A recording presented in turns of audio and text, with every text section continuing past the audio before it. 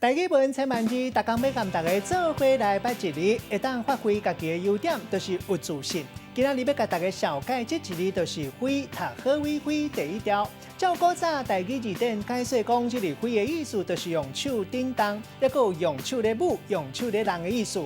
像咱新闻捌报就讲，有人拿物件飞来飞去。另外，水在内液体打气了后散去，有一个物理名词叫做挥发。带大家做伙来小解这两个词。头一个读做发挥，这个意思就是把你的能力也有精神完全表现出来。